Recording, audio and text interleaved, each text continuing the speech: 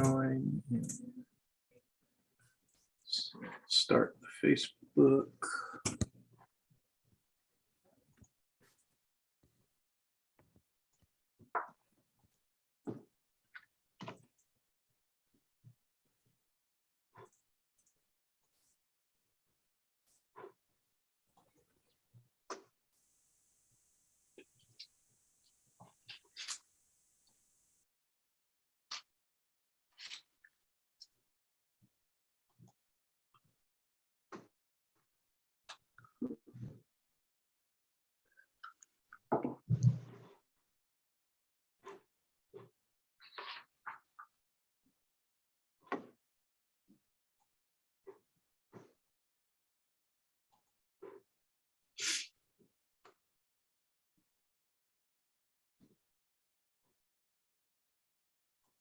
All right, we're on Facebook and just getting the trustees page of our website set up.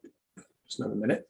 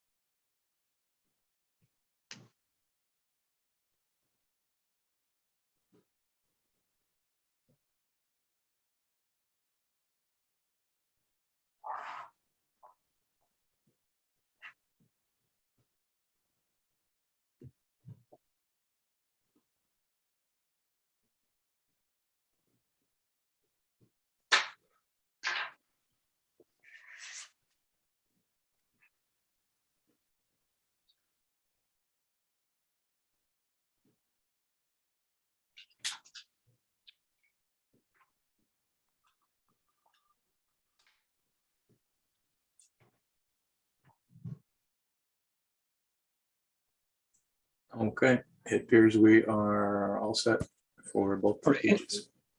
Thank you, Don. If you don't mind making me co-host again, I accidentally made you host rather than co-host, and so I disabled myself over here. Yep, sure.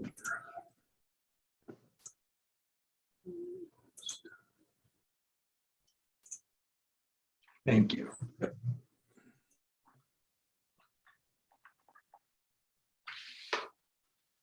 We all set, Ike?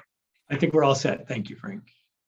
Okay, I'd like to call to order a special meeting of the Saratoga Springs Public Library Board of Trustees. This is a budget workshop meeting. We're working on the potential budget for the 2022 to 2023 fiscal year. Ike?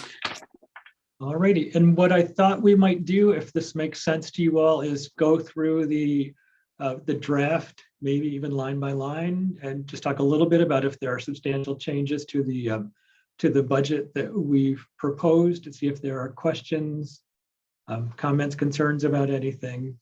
And we'll start with the top. Now, for salaries, what is in the budget reflects a 5% increase in that line item from the previous year. I sent you a separate sheet, which we can talk about either now or later if you want to, with various different compensations scenario models, what that might look like.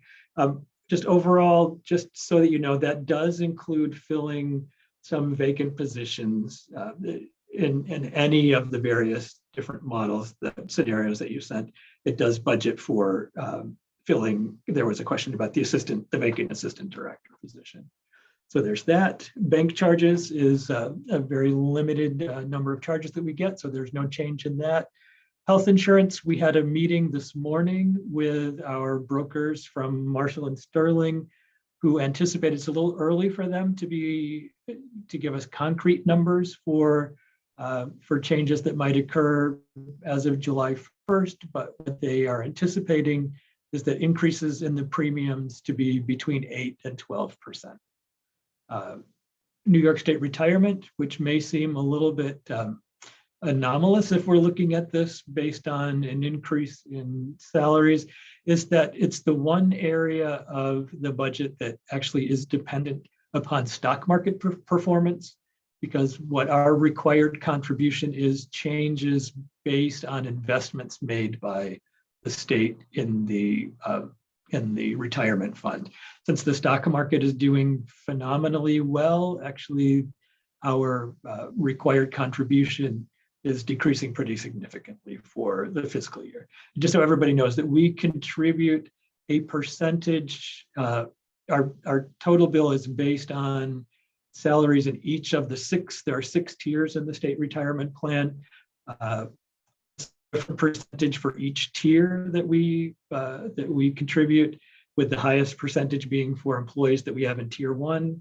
At the moment, we have only 1 employee in tier 1, and with the lowest contribution for the library being for employees in tier 6. Most of our staff is concentrated in tier 4. Are we assessed on a yearly basis? How often do they? It's annual for the country? It's once a year. So and the way it works, Frank, is that we are lumped in with the school district. So once a year in May. So that's why you'll see this number on our monthly budget reports. That's got a big number for retirement expense, which stays at 0 paid for most of the year. We pay it annually in May. Okay, so that could go up next year if the market goes down. That's exactly right. That's exactly right. Books and rental books, we're budgeting a little bit of decrease in physical materials for the library. Just then, that's based on trends that we've seen over the last couple of years, but also during the pandemic, but also in the years leading up to, is that people are borrowing fewer physical items in favor of borrowing more digital materials. This is still a pretty healthy budget for books. The next, we have electronic resources. You'll see that there's sort of a corresponding increase, a decrease in the physical materials, an increase in the electronic materials. Periodicals and microforms, that's not a huge percentage of the budget, but that's magazines and microfilm. What we're finding is that we may be able to take a little bit of a reduction in that line. We're leaving it static at the moment. What has happened during the last 2 years during the pandemic is that many of the magazines that we would have subscribed to have ceased publication. But many of them have also converted to different publishing calendars and to entirely digital formats as well. AV materials, this is movies and music. This is where we are seeing, in terms of a decrease in circulation of physical materials, this is where we're seeing the greatest decrease in, as more and more people are signing up for streaming services. And we're catching some of that by subscribing to streaming services that people can borrow these things through the library as well. Software and licenses. What this budget item is, it corresponds to licenses and software for library-owned equipment. So it's not a directly public-facing service. This is for if I were to replace my desktop computer here and we had to subscribe to software for that, that's what is in this line. We anticipate buying fewer or less equipment this year. That's why that budget is decreased. Repairs and maintenance, we're looking at a similar budget for next year. Same with equipment purchases. We don't have any major equipment purchases beyond things that we would purchase in the normal course of business for next year. Professional services, you'll see a little bit of a decrease there. That is because we anticipate, we're hopeful, knock wood, that as time goes by, we'll have less of a need for constant updating of our employee handbook with new mandates related to the COVID emergency. So we anticipate having fewer legal services required in the next year. Capital projects, this is a tricky one to budget for. This carries over from the current fiscal year projects into the next fiscal year. We had hoped to reach the conclusion of our multi-year HVAC improvement project. We are unable to do that this year simply because of disruptions in the supply chain. So we have contractors, we have orders out for material, but it's looking like the last bits of the replacements of our HVAC system, which are energy recovery units and heat recovery units, will likely be deferred into the next fiscal year. So we may be able to finish part of it this year. A big chunk of it will be carried over into the next year. Where are we now? Conferences and staff training. This is a little bit of a reduction. We were optimistic when we were budgeting for this year, last year, and increased this thinking that there might be more opportunities for training in person than there have turned out to be this year. This year is also a year, it's every other year is the Public Library Association Conference, where by all accounts, it's the greatest learning experience for public librarians. And we typically send a number of people to that.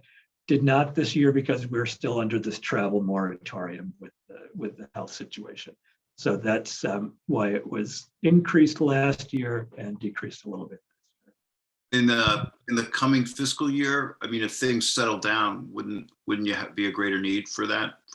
There could be, and there are a number of conferences, just not this major one for the public libraries, which is an every other year conference. So it won't, it's happening this fiscal year, it won't be happening in the next fiscal year.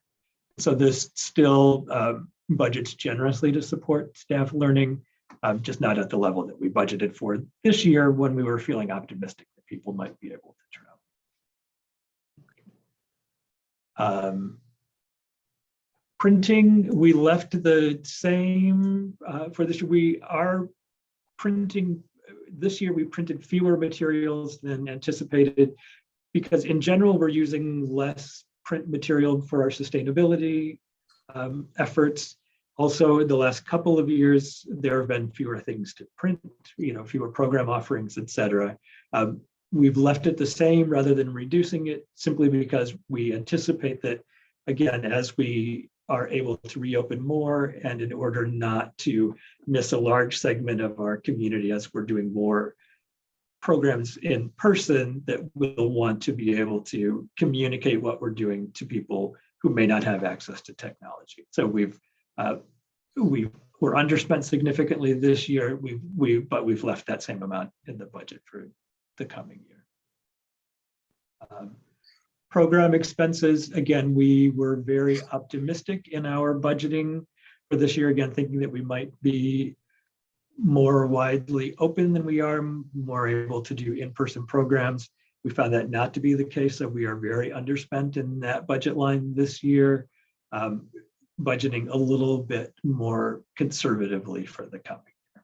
That's still, again, programs for the upcoming year, anticipating that we will be able to do more in-person programs, but just not as optimistically as we were at this point last year. Automation, these are fees that we pay to SALS and the Joint Automation Agreement for our participation in cataloging, resource sharing, et cetera. This is a decrease because that number declines as circulation declines. There's a formula for how much we pay for this service based on the holdings in our collection, which we've reduced a little bit through weeding. So it's a combination of holdings and circulation, and both of those things have declined, which is going to bring that number down for the next year.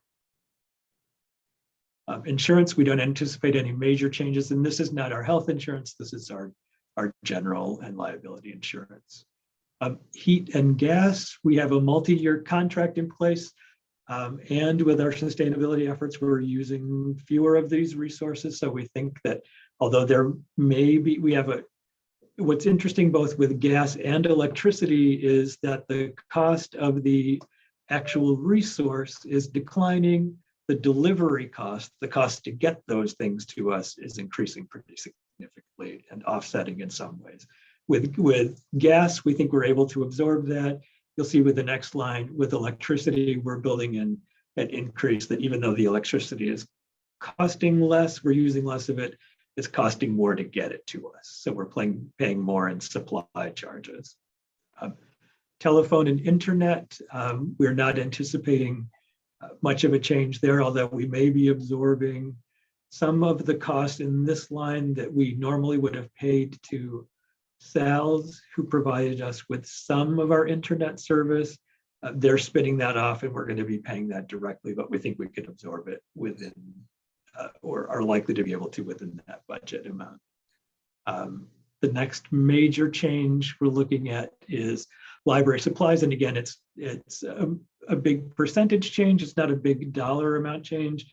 What is happening is that with our sustainability efforts, and honestly, with the availability of some of our supplies, we're finding that we're using fewer of them, we're using less stuff, but we're also finding that anything that is a thing that we need to purchase, is the cost of that is increasing because of supply chain issues. So we built in a little bit of an increase there. Miscellaneous is a rarely used budget item there, but a small contingency.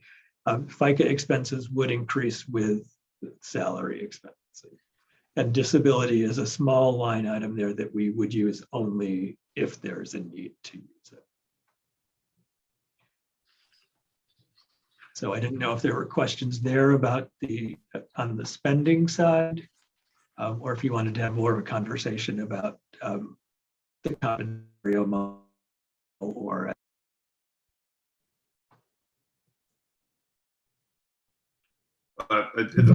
does anybody have any questions about the income, or do you want the so the income, and we can talk about that as well. So what we're anticipating for income, what we budgeted for is no change in the tax budget. So there would be no, even though there's about a 1.5% increase in total spending, we budgeted for no increase in taxes, and we believe that we can absorb that additional cost with the economies that we've made in the items that have been reduced, and also because we do have a healthy cushion in our cash on hand, in our bank account, because of economies that we've had over the last couple of years,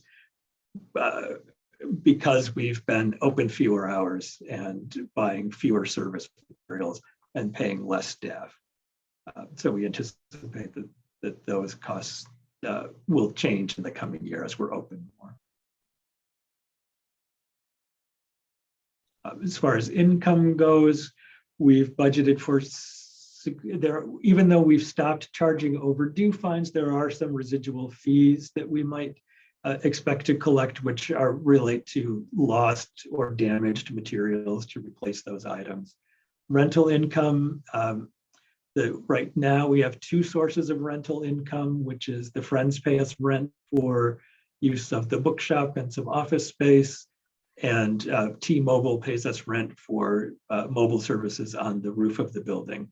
That lease may be coming to an end in the next little bit, so that's a little bit of a question mark. But for now, those are two sources of rental income. Grants and aid is again, these are significant estimates here, as the auditors would say. What we typically get from the state of New York that would be included in state aid, there is about $14,000 a year. And then there are usually, it's in the $12,000 to $15,000 range. And then there are usually additional grant opportunities that we seek on a case by case or project by project basis. And then occasionally there are construction grants that we get that skew these numbers pretty significantly if those are approved. Right now, we don't have any applications for construction grant in, but we're actively looking for opportunities to fund programs. Donations, the largest source of the donation income is from the Friends of Saratoga Springs Public Library. Copies and printing, we've budgeted, we are under this number that we budgeted for the current year, and that has to do with the diminished service that we've experienced this year. The computer center was closed for a significant portion of the year.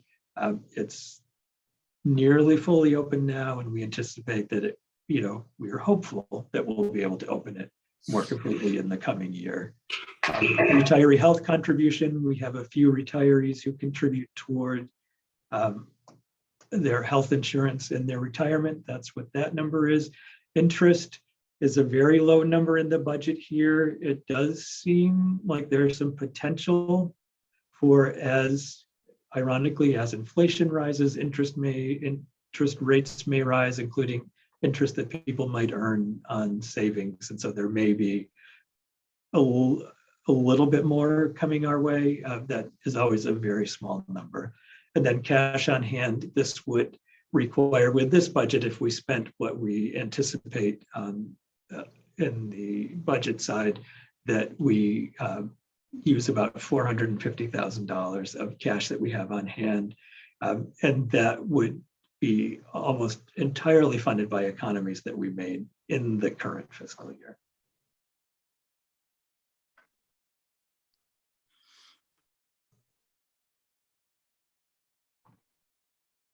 Eric, do you have anything to add?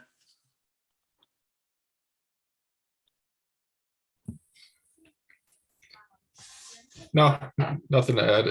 I mean, it is a budget, so there'll probably be changes throughout the year as, a lot of these items are somewhat, relying on what's going to happen still with COVID and, certain government regulations. But as it stands, I think it's good.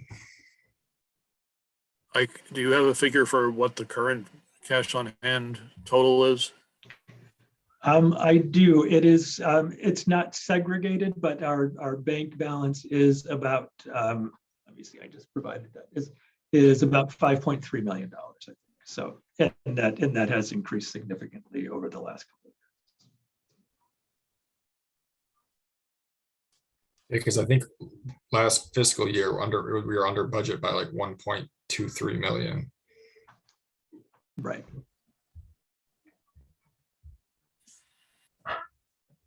And that was nearly entirely related to the pandemic.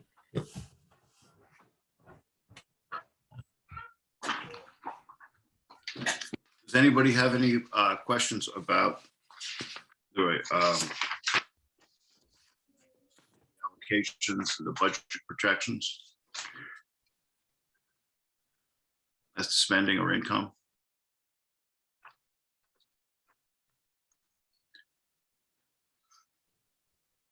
So should we talk about salary then? Sure. And I've provided you with a few different options here.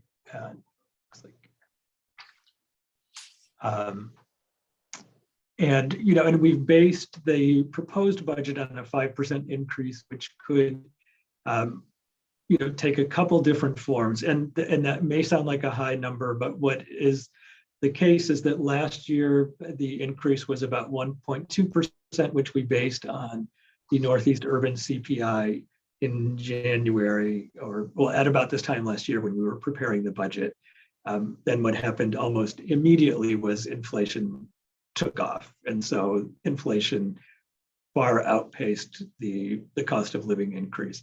At the moment, the CPI for the Northeast urban area is 6.1% above where it was at this point last year. And so typically we try to do the cost of living increases based as much as we can within reason and within what's affordable on the CPI.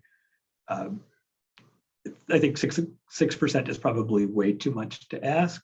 I think 5% is more reasonable, and there are a few ways that we could get there. I know that there's concern, as a library that's interested in sustainability, I know that there's a concern about what the long-term impacts might be of a one-time 5% increase with two base rates, which then might increase, future years, what we're looking at. So there's a proposal just at this the straight 5%, and there are some other proposals that might get to that 5% total in a slightly different way that might be more sustainable. So say a 3% increase for everyone across the board, and then a one-time bonus for people who might have been affected in the last year by a cost of living increase, which didn't actually keep up with the cost of living. Some, a one-time payment that won't be added into the base pay when it comes to calculating what an increase might be in future years.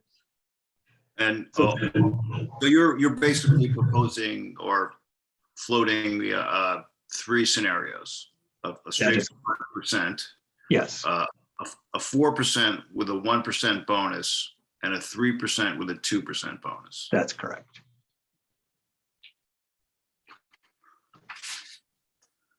And then there are some numbers there which would be the 4% or the 3% without the bonuses.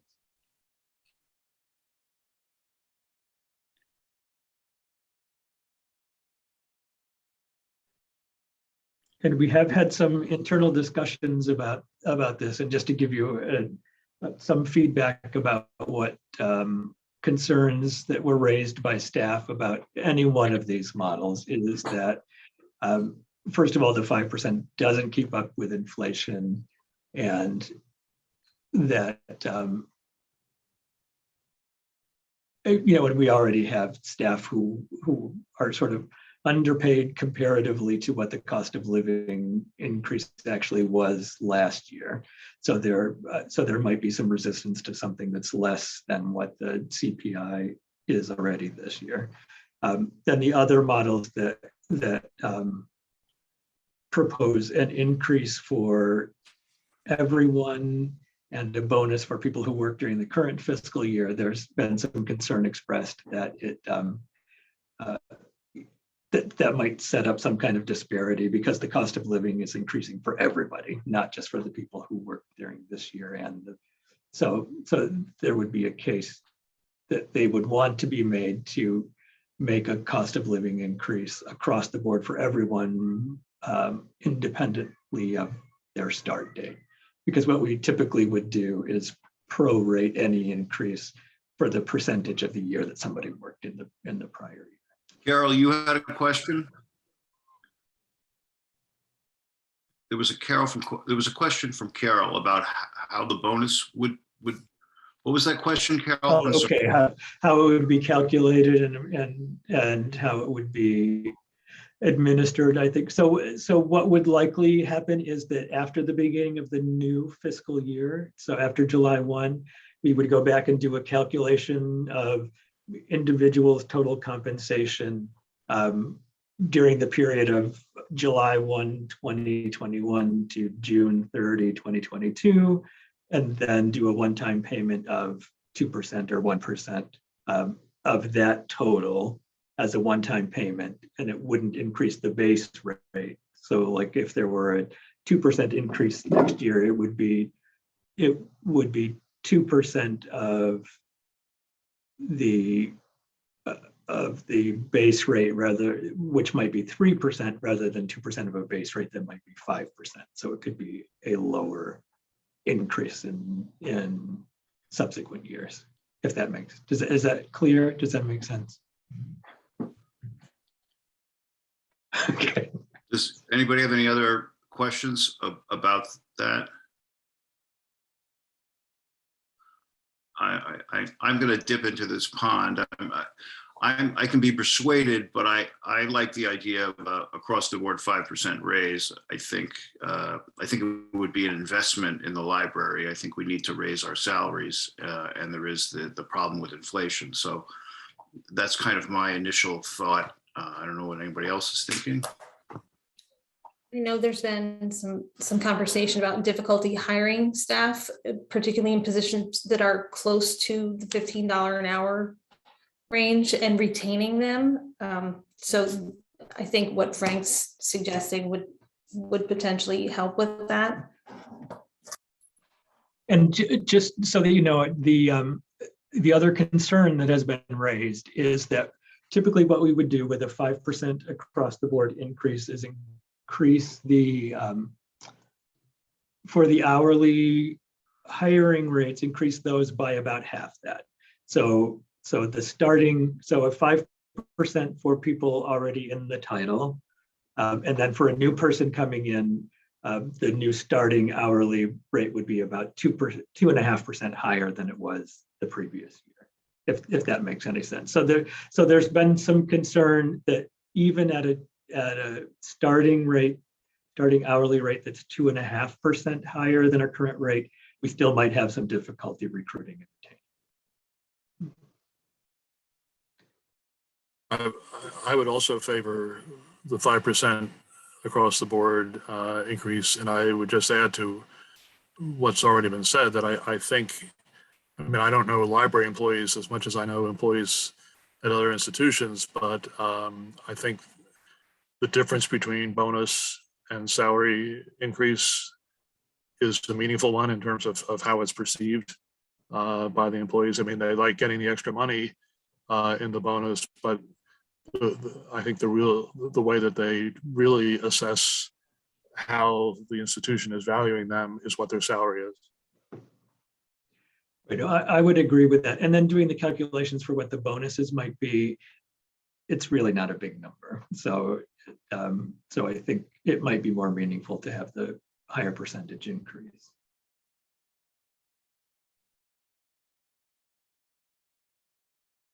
And so Then there's the idea we've used kind of inflation index in the past, you know, right. If inflation is low, well, you know, we wouldn't be doing this, but when it has been low, we've kind of not given a lot much in the way of salary raises. So. That is true. That is true. Can I ask your thoughts about the idea of, so the other idea that's been floated, simply because inflation has an impact on everyone equally, whether they started 6 months ago or 14 years ago, to, at least for this year in these unusual times, to forego the prorating that we might do. So say somebody worked 50% of last year, what we might do is prorate a raise, a 5% raise to a 2.5% raise for that person.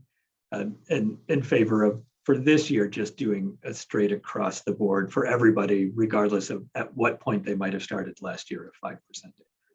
Yeah, that could get tricky too, because somebody could technically get prorated under 2.5%. And if you're increasing your 2.5%, you could have new hires Right. Yes. potentially starting ahead of somebody already in title. So. That is true. Yeah. I support that I support that idea. I don't know whether you're going to have to separately look at some of these other positions, and that the percentage isn't going to work in terms of this 2.5% for new hires for some of those, the cleaning ones and the ones you're having trouble with when someone can go work at McDonald's for $21 an hour. Right. But Right. I also know that there is a point at which everybody can't keep up. So I don't know how to predict that if inflation continues to go up, you know, at some point there's just a cap. And Right. I don't know.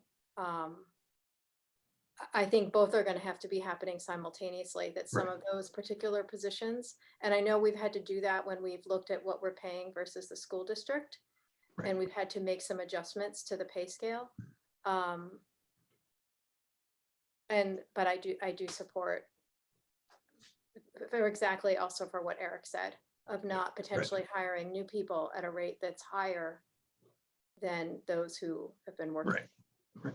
And there is potentially another alternative proposal, which would be a 5% across the board, including those starting rates, which might set up a situation where a new person would come in earning the same as somebody who's been here for a year already.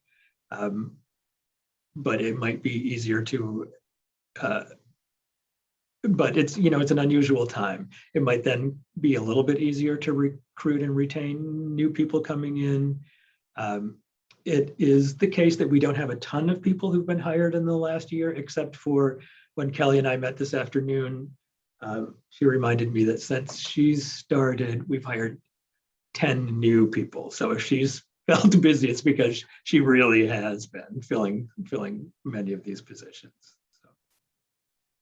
So I don't know how we feel about that. I mean, I think there's something to be said for both of these scenarios for having people, because I do think that people believe, and I believe that seniority counts for something, and that time and title counts for something, and there might be some bad feelings created by having a new person start at the same rate as a more veteran person.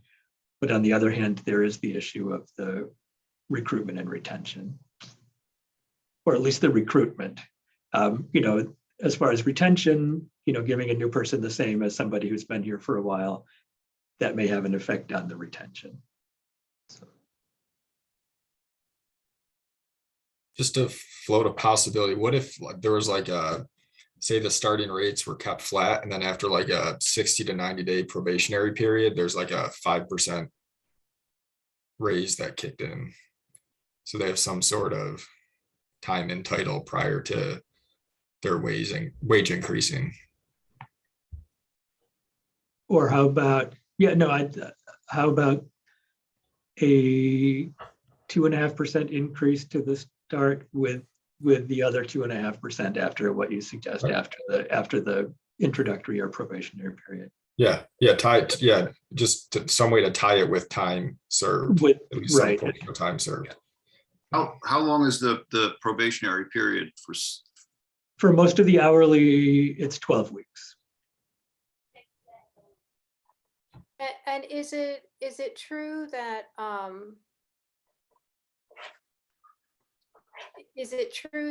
you have the people who would have been hired in the past 6 months or something, the salary piece may be the same, but they have also been having other benefits. They have been getting state benefits and vacation time and all of those things. That is true for most of the full-time people. It's not the case for most of the hourly people. Okay.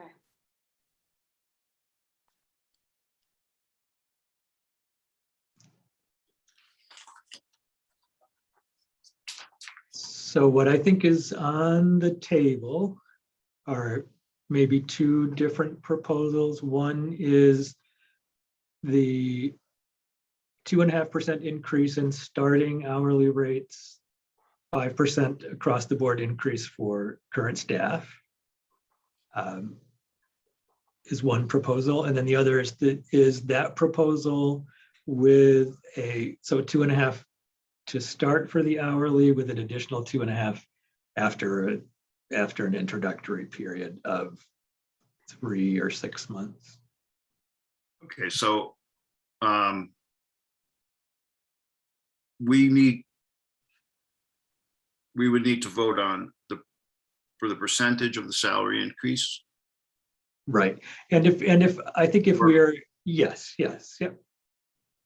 Or do we just vote for the vote? But the budget you prepared has, Yeah, but- that's what I was going to say. Since it's built into the budget, I don't think that we need a separate motion, but it might be good to memorialize that.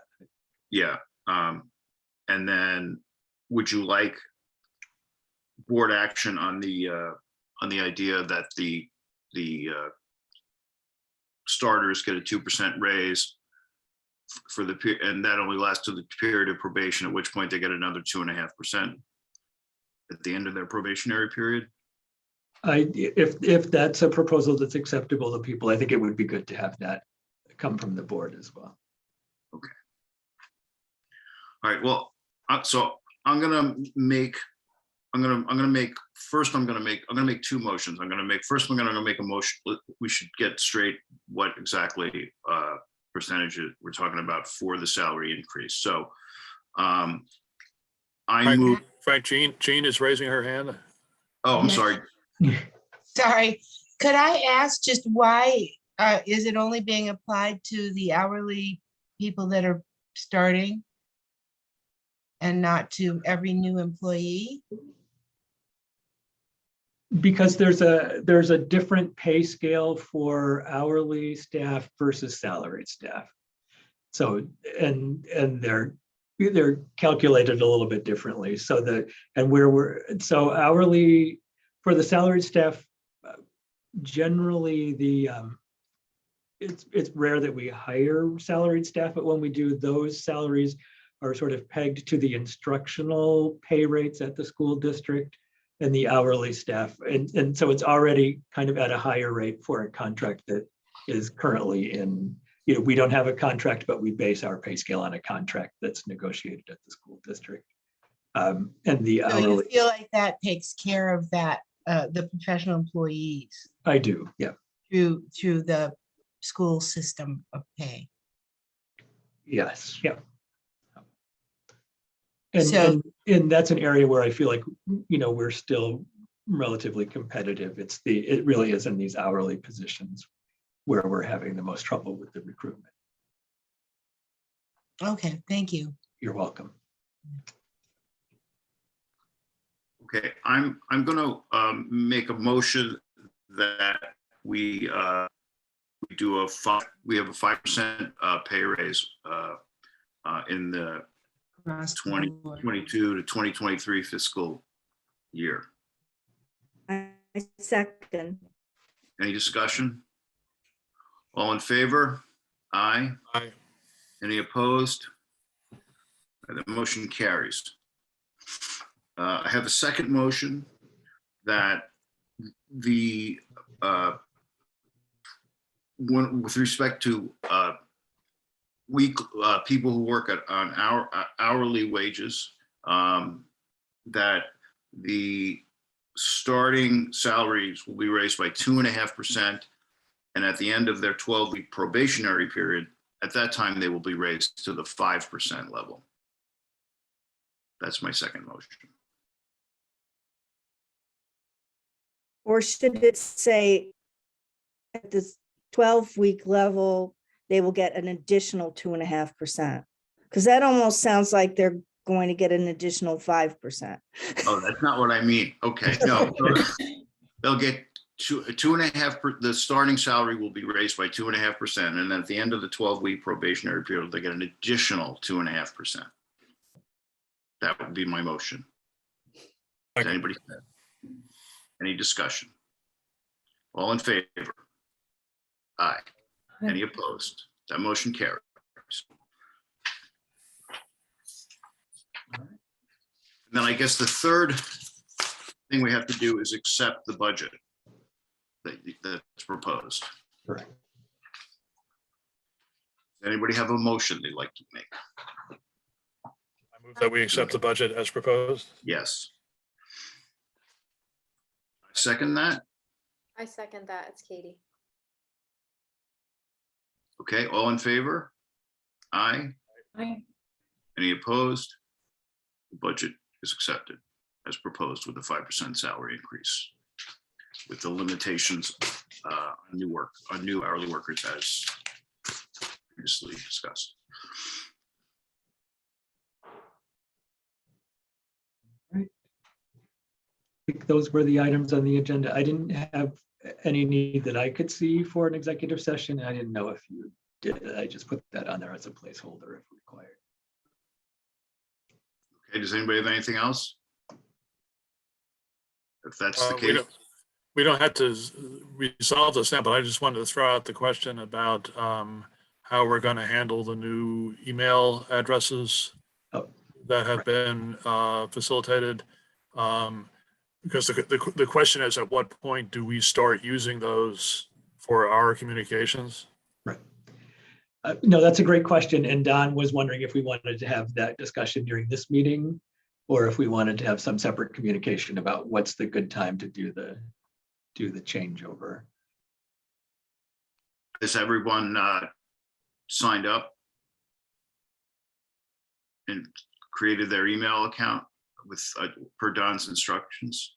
There were- Not yet. So I see at least one no.